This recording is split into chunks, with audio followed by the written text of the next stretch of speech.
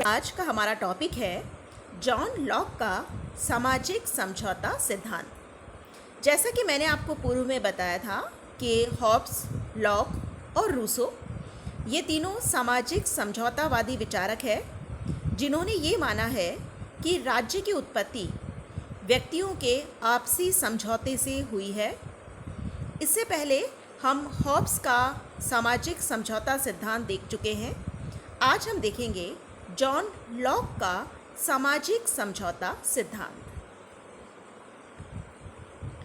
John Locke की हम बात करें तो जॉन लॉक की जो प्रसिद्ध रचना है उसका नाम है शासन पर 2 निबंध। सामाजिक समझौता सिद्धांत का वर्णन इसी बुक में मिलता है। तो आइए हम शुरू करते हैं। देखिए, लॉक का चिंतन भी मानव स्वभाव के चिंतन से प्रारंभ होता है। हॉब्स के चिंतन में हमने देखा था कि चूंकि हॉब्स को अपने जीवन काल में कुछ कटु अनुभव हुए और इन्हीं अनुभवों के आधार पर मानव स्वभाव के बारे में उसके विचार नकारात्मक थे। लेकिन अगर हम लॉक की बात करें तो चूंकि लॉक का एक तो जो व्यक्तिगत जीवन रहा, व्यक्तिगत जीवन में उसे अपने पिता से भरपूर स्नेह मिला, उसे बहुत अच्छे मित्र मिले जीवन काल में। इसके अलावा उसने 1688 में इंग्लैंड में जो क्रांति हुई उस क्रांति को भी उसने देखा और उसने ये महसूस किया कि कैसे बिना क्रांति के शांतिपूर्ण तरीके से परिवर्तन संभव है। तो इन सब कारणों से लॉक के मन में मानव स्वभाव के बारे में बहुत ही सकारात्मक विचार थे और उसने मानव को एक सहयोगी और सामाजिक प्राणी माना। लॉक का ये मानना था कि मनुष्य स्वभाव से ही सामाजिक प्राणी है जो पारस्परिक सहयोग, प्रेम, दया और सद्भावना के आधार पर दूसरे व्यक्तियों के साथ संबंध रखते हुए अपना जीवन व्यतीत करता है।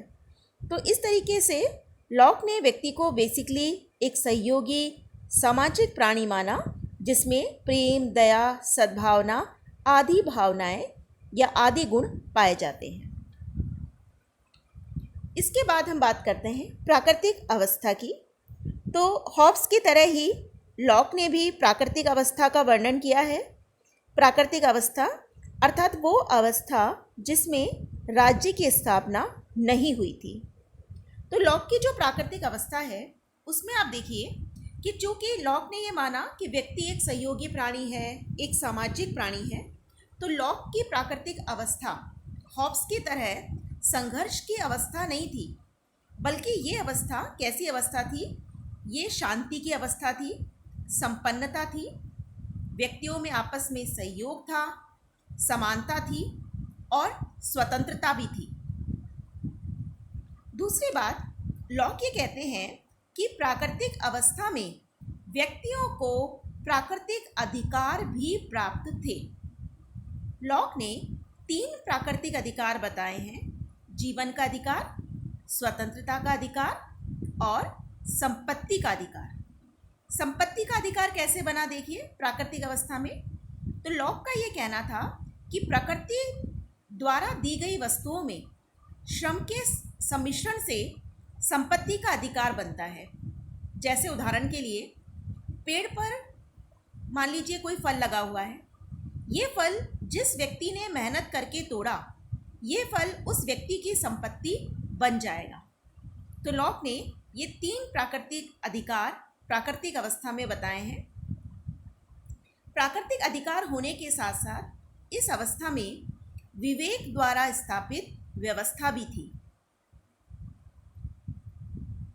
लॉक की प्राकृतिक अवस्था इस विवेक जनित प्राकृतिक नियम पर आधारित थी कि तुम दूसरों के प्रति वही बर्ताव करो जिसकी तुम दूसरों से अपने प्रति आशा करते हो।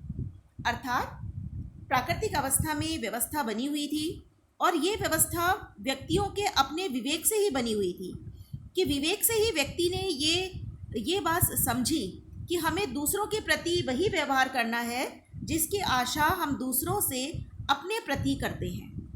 तो वाहन का ये कहना है कि ये प्राकृतिक अवस्था स्वर्ण युग की अवस्था है। वाहन ने इसे गोल्डन एज कहा है। इसी तरह डनिंग का ये कहना है कि ये पूर्व सामाजिक अवस्था होने की अपेक्षा केवल पूर्व राजनीतिक अवस्था है।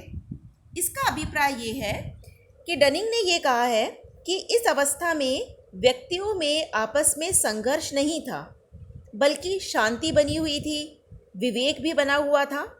तो हम ये कह सकते हैं कि ये केवल पूर्व राजनीतिक अवस्था है जिसमें कि राज्य का अभाव है।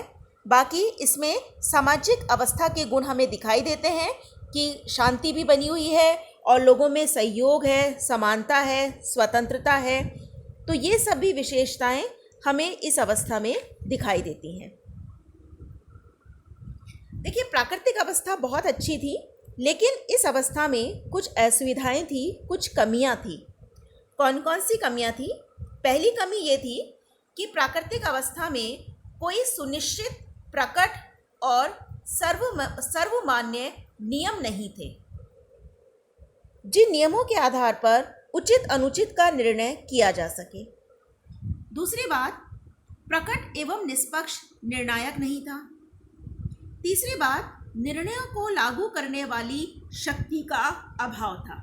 दूसरे शब्दों में हम ये कह सकते हैं कि इस अवस्था में व्यवस्थापिका, न्यायपालिका और कार्यपालिका, इन तीनों ही संस्थाओं का अभाव था।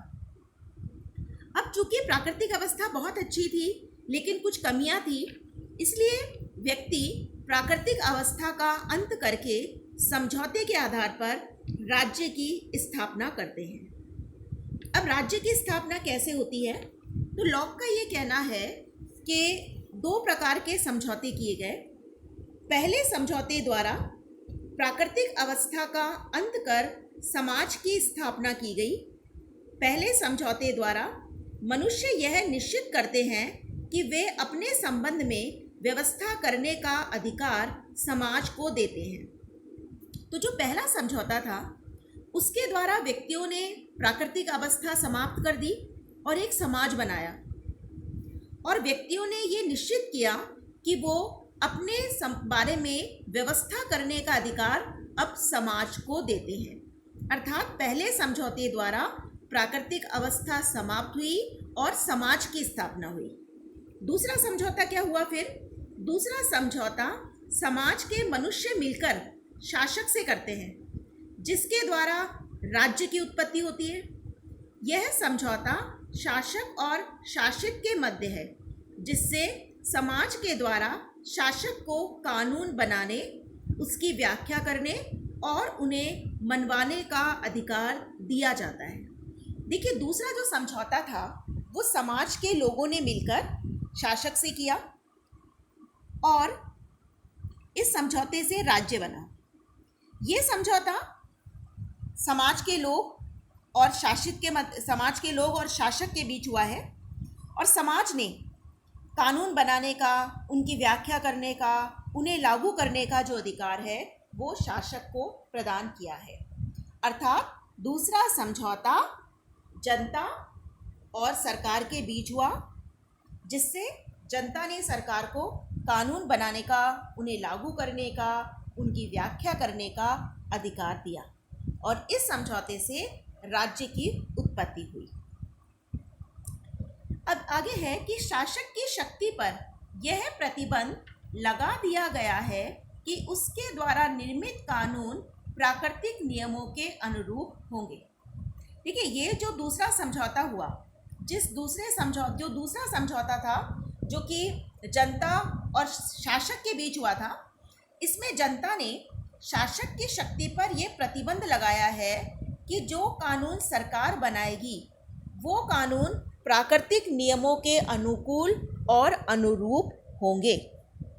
समझौते में ये भी निश्चित किया जाता है कि यदि सरकार समझौते की शर्तों का उल्लंघन करती है या सार्वजनिक हित के विरुद्ध शासन करती है, तो जनता को ये अधिकार होगा कि वे उससे शक्ति छीनकर किसी और को राजशक्ति प्रदान कर सकती है। अब हम देखते हैं लॉक के समझौते की विशेषताएं। तो पहली विशेषता ये कि दो प्रकार के समझौते किए गए।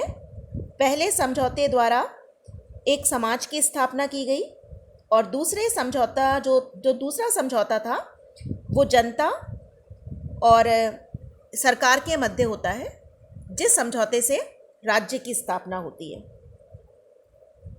दूसरी बात, समझौते के परिणाम स्वरूप नागरिक अपने अधिकारों का त्याग कर देते हैं। जो अधिकार उनको प्राकृतिक अवस्था में मिले हुए थे, उन अधिकारों का नागरिक त्याग कर देते हैं, लेकिन अधिकारों का त्याग इस शर्त पर किया जाता है कि समाज उनकी सुरक्षा सामूहिक रूप से करेगा, सामूहिक हित को ध्यान में रखते हुए करेगा। समझौते के आधार पर जिस राज्य संस्था का निर्माण होता है वह मानवीय अनुमति और सहमति का परिणाम है।